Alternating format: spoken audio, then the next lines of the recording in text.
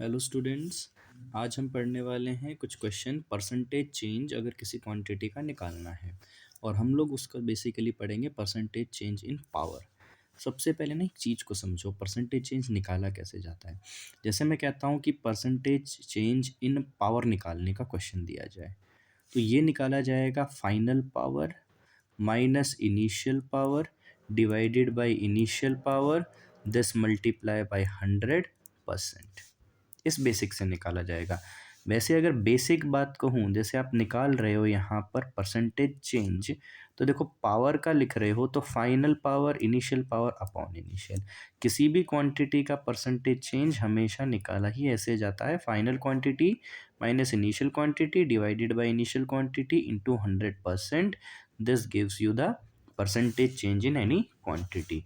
बेटा इतने से बेसिक को थोड़ा सा ध्यान रखें, इसको किसी पर भी अप्लाई किया जा सकता है। कोई ज़रूरी नहीं है एग्जाम में परसेंटेज चेंज इन पावर ही पूछे, वो परसेंटेज चेंज इन करंट भी पूछ सकता है या कुछ और क्वांटिटी भी पूछ सकता है। तो देखो जरा इससे रिलेटेड क्वेश्चन कैसा बन सकता है। मैं अभी फिलहाल परसेंटेज चेंज इन पावर के लिए ही क्वेश्चन दूंगा।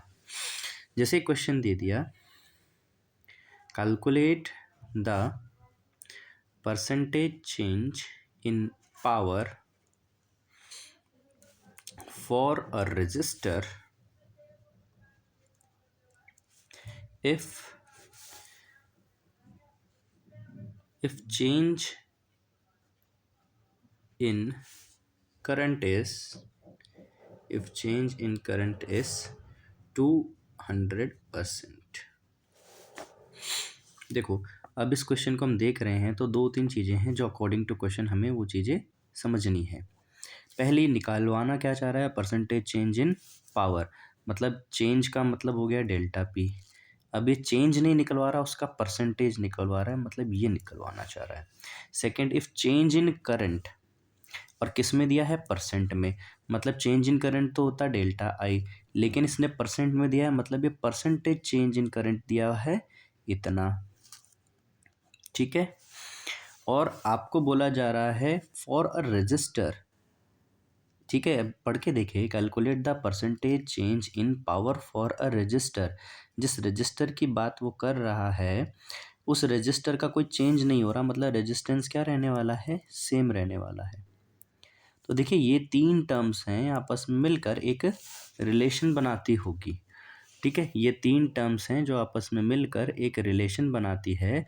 वैसा कोई फॉर्मूला याद करो तो वो होगा आपका power is equal to I square into R. आपको इसका परसेंटेज चेंज निकालना है जिसमें हमेशा ये कांस्टेंट बना रहेगा। तो मैं पहले इसके फॉर्मूले के अकॉर्डिंग लिखता हूँ। मैं देखो फाइनल इनिशियल के लिए, फाइनल के लिए 2 यूज़ कर लूँगा, इनिशियल के लिए 1 यूज़ कर लूँगा। ठीक है। अगर मैं लिखना चाहता हूँ परसेंटेज चेंज इन पावर तो वो होगा final power minus initial power divided by initial power into 100%। Okay. और अब यहाँ से हम देखते हैं क्या क्वेश्चन की इन्फॉर्मेशन में कहीं पर भी फाइनल और इनिशियल पावर दी है। आप देख पा रहे हो नहीं दिया है, लेकिन ये एक वैल्यू है numeric percentage change in current. तो इसको अगर मैं नोट डाउन करना चाहूँ, परसेंटेज चेंज इन करंट क्या होगा, final current minus initial current divided by initial current into 100%। और इसकी वैल्यू कितनी दे रखी है, 200%। तो यहाँ पर रख दीजिए 200% is equal to final current minus initial current upon initial current into 100%। आप देखोगे परसेंटेज परसेंटेज कैंसिल, 2 0 से 2 0 कैंसिल। थोड़ा सा सॉल्व करोगे तो ट्वाइस ऑफ इनिशियल करंट जो है वो इक्वल आ रहा है final current minus initial current. From here final current की वैल्यू कितनी बनती है, 3 टाइम्स ऑफ इनिशियल करंट। तो हमें ये चीज़ पता लग पा रही है। इससे होगा क्या, ऐसा है, देखो हमारा एम क्या है, हमें इसमें फाइनल पावर इनिशियल पावर ये दो चीज़ें चाहिए। तो हम देखें, अगर मैं फाइनल पावर लिखना चाहूँ तो उसके लिए मुझे चाहिए फाइनल करंट का स्क्वायर इंटू जो रजिस्टर का रेजिस्टेंस था, वो बदल ही नहीं रहा है। इनिशियली भी रजिस्टर उतना ही है, फाइनली भी उतना है। क्योंकि आपने रजिस्टर नहीं बदला तो रेजिस्टेंस नहीं बदलने वाला, और उसकी फिजिकल क्वांटिटी नहीं बदल रही तो भी रेजिस्टेंस नहीं बदलने वाला। ओके। सो ज़रा एक बार देखते हैं। देखो इस क्वांटिटी में नीचे इनिशियल पावर है, अगर ये फाइनल पावर की जो भी वैल्यू रखें, करंट की टर्म में, तो ऊपर नीचे सेम टाइप का करंट आ जाएगा तो आपको परसेंटेज मिल जाएगा। ठीक है, आप देखोगे आगे तो क्लियर हो जाएगा। फाइनल करंट की वैल्यू कितनी है, 3 टाइम्स ऑफ इनिशियल करंट, और स्क्वायर लगा फाइनल करंट की वैल्यू पे तो होल पर स्क्वायर आ जाएगा इंटू रेजिस्टेंस। ये वैल्यू कितनी बनी, 9 टाइम्स ऑफ इनिशियल करंट का square into resistance. This is the final power. अगर मैं side by side initial power देखना चाहूँ तो वो होगी इनिशियल करंट का square into resistance. Initial current को हम इनिशियल करंट की टर्म में ही रहने देते हैं। हमने किया क्या है, फाइनल पावर को इनिशियल करंट और रेजिस्टेंस की टर्म में निकाल लिया। इनिशियल पावर भी जो है इनिशियल करंट और इनिशियल रेजिस्टेंस की टर्म्स में है। अब ये दो ही चीज़ें हमें नोन करनी थी। अगर आप यहाँ पुट करते हो तो देखना आपके पास एक न्यूमेरिक वैल्यू बच जाएगी इस फर्स्ट रिजल्ट में। अगर मैं वैल्यूज पुट करता हूँ तो डेल्टा पी का परसेंटेज चेंज क्या आएगा, 9 times of initial current square into R minus I square into R divided by I initial square into R. आपने फाइनल पावर की वैल्यू रखी, इनिशियल पावर की वैल्यू रखी, डिवाइड में initial power multiply by 100 and percentage. आप इसमें देख पा रहे हो, हम इसमें ये कर सकते हैं, आर कॉमन ले सकते हैं, आई स्क्वायर कॉमन ले सकते हैं। हमने लिखा आई स्क्वायर आर को कॉमन, बचा के अंदर 9 माइनस 1 डिवाइड में आपका आई स्क्वायर आर है, यहाँ पर है 100%। आई स्क्वायर आर कैंसिल हो जाएंगे, 8 इंटू 100 800%। तो जो परसेंटेज चेंज इन पावर है वो 800% हो जाएगी। ठीक है, आई होप ये थोड़ा बहुत समझ में आया होगा। ऐसा ही मैं एक सिमिलर क्वेश्चन और ले लेता हूँ। ये कोई ज़रूरी नहीं है कि ये पावर पर ही क्वेश्चन होगा, ये क्वेश्चन आपको और टर्म्स पर भी मिल सकता है। अब ज़रा ज़रा ऐसे देखिए, क्वेश्चन में ऐसे दिया है, if percentage change in voltage is 300%, calculate the percentage change in power for the given resistor। और कोई ज़रूरी नहीं है कि गिवन रजिस्टर बोले, यहाँ कंडक्टर भी बोल सकता है। बात ऐसी है बेटा, जब वो कह नहीं रहा कि कंडक्टर नहीं बदल रहा है तो उसका रेजिस्टेंस नहीं बदल सकता, वो एज इट इज़ सेम बना रहेगा।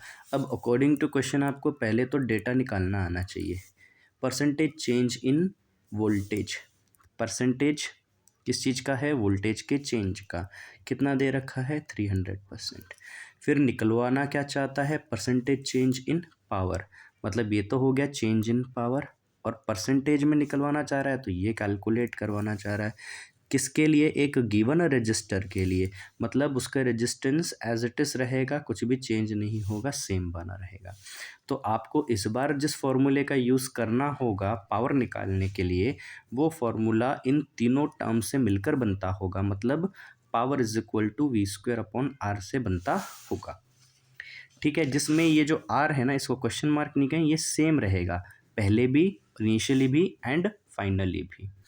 ठीक है, तो ज़रा इसको देखते हैं सॉल्व कैसे किया जाए। पहले वाली अप्रोच की तरह है ही होगा, मतलब आपको जैसे परसेंटेज चेंज इन पावर निकालना है तो एक तो आपको final power minus initial power divided by initial power into 100%। आप देख रहे हो इस फॉर्मूले में इनिशियल पावर न्यूमरेटर में भी है, डिनोमिनेटर में भी है। अगर आपकी फाइनल पावर इनिशियल की टर्म में आ जाएगी तो न्यूमरेटर डिनोमिनेटर दोनों इनिशियल पावर की टर्म्स में होगी, तो इनिशियल पावर की टर्म कैंसल आउट हो जाएगी, कोई एक नंबर बचेगा, 100 से मल्टीप्लाई होकर वो परसेंटेज दे देगा। बेसिक अप्रोच एक्चुअली ये होती है। अब क्वेश्चन में कहीं पावर के लिए इन्फॉर्मेशन नहीं दी है लेकिन वोल्टेज दे रखा है, तो ये हमारी मदद करेगा निकालने के लिए। अब देखो परसेंटेज चेंज इन वोल्टेज क्या होगा, final voltage minus initial voltage upon में इनिशियल वोल्टेज इंटू 100 और इसके साथ परसेंट। इसकी वैल्यू कितनी दी है, 300%। Final voltage minus initial voltage divided by initial voltage into 100%। Percent से परसेंट कैंसिल, 2 0 से 2 0 कैंसिल, क्रॉस मल्टीप्लाई करके चेक करोगे तो आपको फाइनल वोल्टेज की वैल्यू मिलेगी 4 टाइम्स ऑफ इनिशियल वोल्टेज। जब वोल्टेज ही इनिशियल टर्म में आ गया तो पावर भी आ सकती है। कैसे आएगी ये देखिए, हम जानते हैं कि इनिशियल पावर अगर मैं निकालना चाहता हूँ तो वो होगा initial voltage square upon R के इक्वल। आर तो इनिशियली और फाइनली सेम ही है, तो उसमें मैं आई और एफ नहीं लिखूंगा। इस बार ये फॉर्मूला क्यों यूज़ कर रहा हूँ, क्योंकि जो गिवन डेटाज हैं वो इन तीन टर्म्स के रिलेवेंट में दिया है, इसके रेस्पेक्ट में दे रखी है, इसलिए मैं फॉर्मूला इस बार ये यूज़ कर रहा हूँ, आई स्क्वायर आर नहीं यूज़ कर रहा। ठीक है, आपने देखा कि इनिशियल वोल्टेज मेरे को नहीं पता, ठीक, और मैंने पहले भी क्या बात बोली थी कि हम फाइनल पावर को इनिशियल की टर्म में लाएंगे, तो इनिशियल को तो एज इट इज़ ही रहने देंगे। ठीक है, फाइनल पावर जब लिखते हैं तो वो होगा final voltage square upon resistance. Resistance के साथ इनिशियल फाइनल नहीं लिखेंगे क्योंकि वो सेम है, इनिशियली भी एंड फाइनली भी। तो आपका फाइनल वोल्टेज कितना है, 4 टाइम्स ऑफ इनिशियल वोल्टेज। इस पे क्या है, स्क्वायर, तो इस पे लगा दो स्क्वायर, और डिवाइड में क्या हो गया, रेजिस्टेंस। वैल्यू कितनी हो जाएगी बेटा, 16 V I square upon R. ये आपकी वैल्यू बनती है फाइनल वोल्टेज की। ठीक है, आप अब इसे जैसा चाहे वैसा बना के लिख सकते हो। ठीक है, इनकी वैल्यूज़ को या तो पुट कर दो, ऐसा कर सकते हो, इनिशियल पावर फाइनल पावर ये पुट कर सकते हो, नहीं तो एक काम कर सकते हो, जहाँ भी ये टर्म आ रही है V I square upon R, इसको इनिशियल पावर से रिप्लेस कर दो, तो आपको वहाँ पे ना डिवाइड करने में बड़ी टर्म्स नहीं रखनी पड़ेंगी। आप देखो, जहाँ भी V I square upon R आ रहा है, V I square upon R आ रहा है, उसे हम रिप्लेस कर सकते हैं इनिशियल पावर से।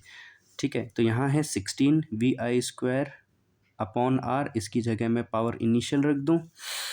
इस रिजल्ट में आते हैं, delta P percentage final power कितनी है, अगर हम उसकी वैल्यू देखें तो वो है 16 times of initial power, minus initial power को वैसा ही रखें। शुरुआत में ही मैंने कहा था मैं फाइनल पावर को इनिशियल पावर की टर्म्स में लिख दूंगा। ये हो गया आपका 15 P I divided by P I into 100%। ठीक है, पी आई से पी आई कैंसिल, बन गया 1500%। इतना चेंज आएगा पावर के अंदर। अगर किसी बच्चे के मन में ऐसा आ रहा होगा कि सर मैं इसको रिप्लेस नहीं करता हूँ, तो बात ऐसी है, फाइनल पावर आपको मिल चुकी है वी और आर की टर्म्स में, इनिशियल पावर भी आपको मिल गई थी वी और आर की टर्म्स में, आप डायरेक्टली फॉर्मूले में रख सकते थे। इसे हम सेकंड मेथड कैसे, वैसे मेथड तो एक ही है, क्या है कि यहाँ डिवीजन में बड़ी टर्म्स दिखेंगी और कुछ नहीं। यहाँ रखना चाहते हो तो रख सकते हो 16 V I square upon R. ठीक है, इनिशियल पावर कितनी थी, V I square upon R, whole divided by initial power क्या थी, V I square upon R. ये पूरी क्वांटिटी किससे मल्टीप्लाई हो रही है, 100%। अब इनमें से न्यूमरेटर में से V I square upon R को कॉमन ले लो, बचेगा आपका 16 माइनस 1, डिवाइड में भी क्या है, वी आई स्क्वायर अपॉन में आर, ये कैंसिल, साथ में क्या था, 100% मल्टीप्लाई था।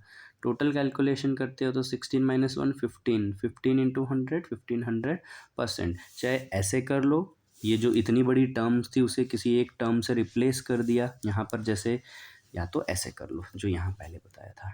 आई होप इतना समझ में आ गया होगा। तो ये जो है, ये किसी भी टर्म के लिए परसेंटेज चेंज निकलवाने का एक क्वेश्चन बन सकता है। अब हम देखते हैं कुछ NCERT exemplar question.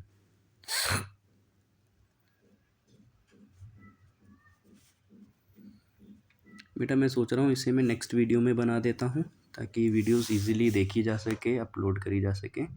Okay, NCERT exemplar मैं नेक्स्ट वीडियो में बना रहा हूँ।